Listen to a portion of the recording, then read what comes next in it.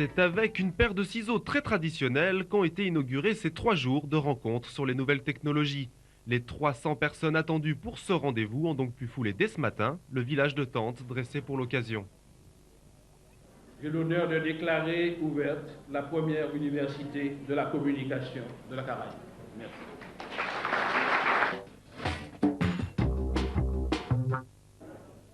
L'UQAR, l'Université de la communication de la Caraïbe, se déroule pour la première fois en Martinique. Au programme des manifestations inédites sur un seul thème, Société de la Caraïbe, Société de l'information, la rencontre. Nous avons choisi le titre Société de la Caraïbe, au pluriel, Société de l'information, de point la rencontre. Il faut savoir que cette zone géographique est une zone éclatée, parsemée d'îles, d'origines culturelles diverses.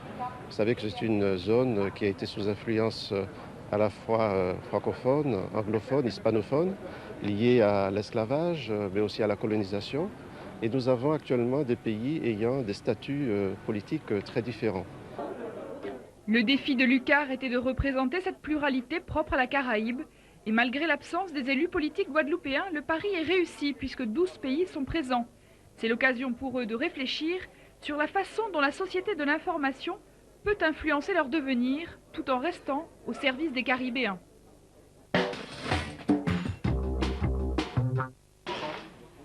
En débat aujourd'hui autour de l'avocat René Kiminou et du délégué régional de la SACEM, Christian Boutan, les enjeux de la propriété intellectuelle et des droits d'auteur.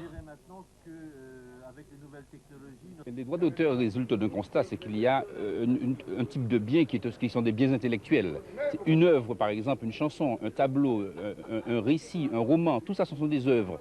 Donc depuis très longtemps, depuis 1791 précisément, les lois françaises ont établi qu'il y avait nature de propriété entre créateur et son œuvre. Une question particulièrement cruciale en matière musicale avec l'apparition des nouvelles technologies. La copie est parfaite et facile à réaliser, du CD gravé au téléchargement de fichiers musicaux sur Internet. Vibration absolue, on voit qu'il est possible de télécharger des MP3 de Noël et du Nouvel An aux Antilles.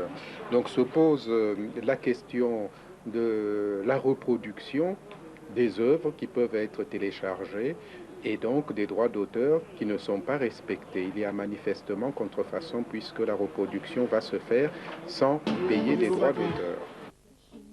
Au studio d'Hibiscus Record, Orlan enregistre un nouveau titre. Près d'elle, Gilles Voyer, auteur-compositeur du groupe Taxi Créole. Il évalue le préjudice subi à 30% de ses gains.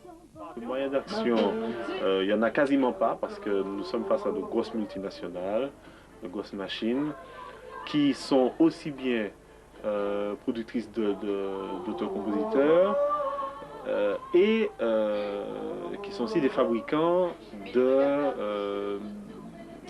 d'appareils type CDR, enfin les copies CD, etc. Donc en fait, ils ont un pied des deux côtés de la barrière, ce qui fait qu'on n'est pas sorti de l'auberge. Autre difficulté de cette lutte contre la contrefaçon musicale, l'harmonisation des législations et surtout la réglementation des sites internet. Les solutions sont encore à trouver pour éviter que le prochain disque d'Orlan ne soit cloné.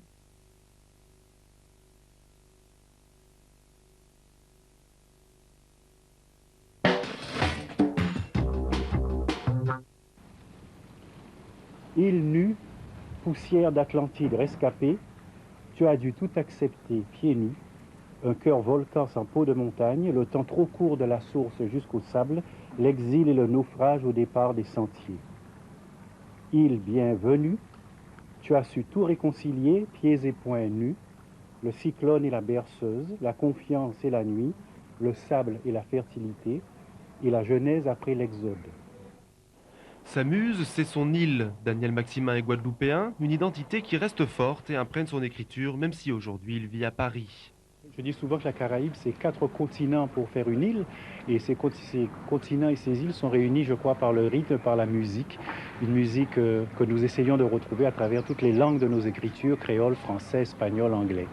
Et donc, quelque part, écrire, travailler la langue, la transformer, lui donner la musique de nos douleurs et la musique de nos espérances, c'est quelque chose qui définit l'écrivain guadeloupéen, l'écrivain caribéen, l'écrivain de toute cette zone d'Amérique. Une musique et un rythme commun qui voyagent encore mieux grâce aux nouvelles technologies. Des poèmes de Daniel Maximin sont d'ailleurs sur Internet. Quand on a 4 continents pour faire une île, je crois qu'on est habitué à tout ce qui est de l'ordre de la modernité, de la nouveauté, parce qu'il a fallu sortir des traditions, sortir par exemple des oppressions originelles pour arriver en utilisant toutes les armes, y compris les armes de la modernité.